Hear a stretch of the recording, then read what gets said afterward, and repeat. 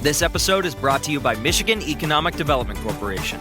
In Michigan, you can have both a rewarding career and a quality lifestyle, with plentiful career opportunities in world-changing, innovating industries, from electric vehicles to clean energy to biotech, with room for advancement no matter where you are in your career. Plus, Michigan offers a welcoming, beautiful, affordable, and inclusive community for all.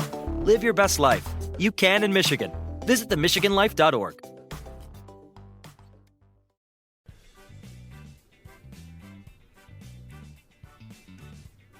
Welcome to the Instagram Stories for Tuesday, October 5th. I'm your host, Daniel Hill. The biggest news story today by far is Instagram, Facebook, and WhatsApp being down for the majority of the day. It's back online now. You may see some residual issues, but a lot of speculation about what happened. I've read some good posts that actually describe in very simple terms exactly the situation.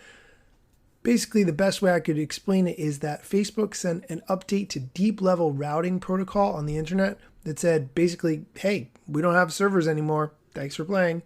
This would ordinarily be something easy to fix. You just send another update saying, don't worry, we have servers. They're over here now.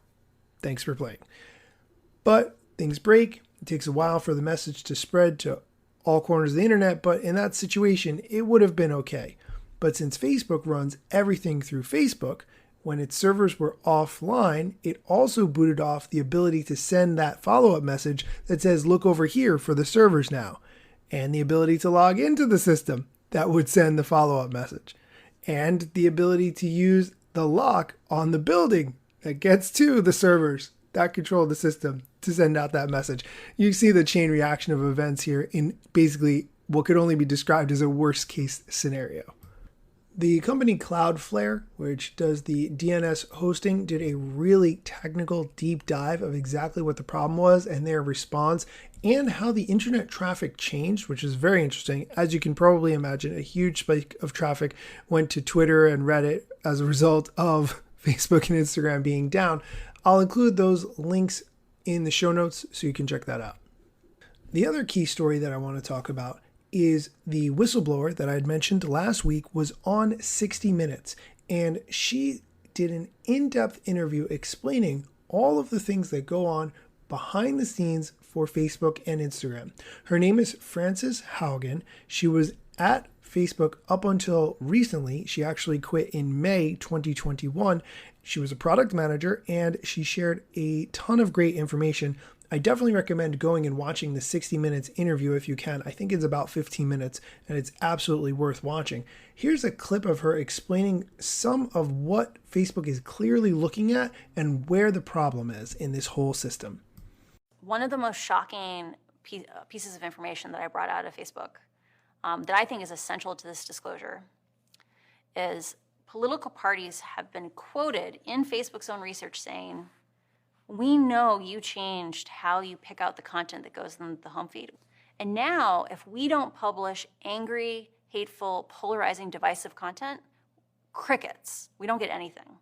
And we don't like this. We even know our constituents don't like this. But if we don't do these stories, we don't get distributed. And so it used to be that we did very little of it. And now we have to do a lot of it because we have jobs to do. And if we don't get traffic and engagement, we'll lose our jobs. Okay, I'm not going to play the whole clip because it's really long, but you get the general gist. Facebook, of course, responded with their statements about how much they're doing. Quote, we've invested heavily in people and technology to keep our platform safe and have made fighting misinformation and providing authoritative information a priority. If any research has identified an exact solution to these complex challenges, the tech industry, governments, and society would have solved them long ago.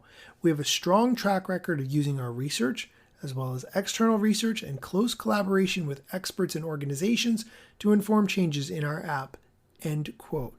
There's a lot there, but I still think that Facebook is ultimately deciding to go where the money is because it's a business at the detriment of human society as a whole. You just can't ignore that fact. And this whole story has made that increasingly clear. That's it for today's news, but a couple of things I want to mention. I'm testing out a new potential host for the show, and that host is Anchor, connected with Spotify. A couple of different reasons, but I'm working on this because Spotify has the ability to allow me to make polls inside the Spotify app for this particular show. So if I say, make a question like, do you think Facebook has gone too far in how they make polarizing content on the app? You can vote yes or no, and then I can see the interaction based on you, the listener, without you necessarily sitting down to write me a long DM about how you feel about a specific topic. I'm testing this out. Let me know what you think. I'd love to hear from you. And go ahead and answer that poll, because that's going to be the poll for the next 24 hours after the show goes live. If you think Facebook is doing enough to prevent the spread of malicious information on the app. So check that out and let me know what you think. Thanks for listening, and come back tomorrow for more Instagram news.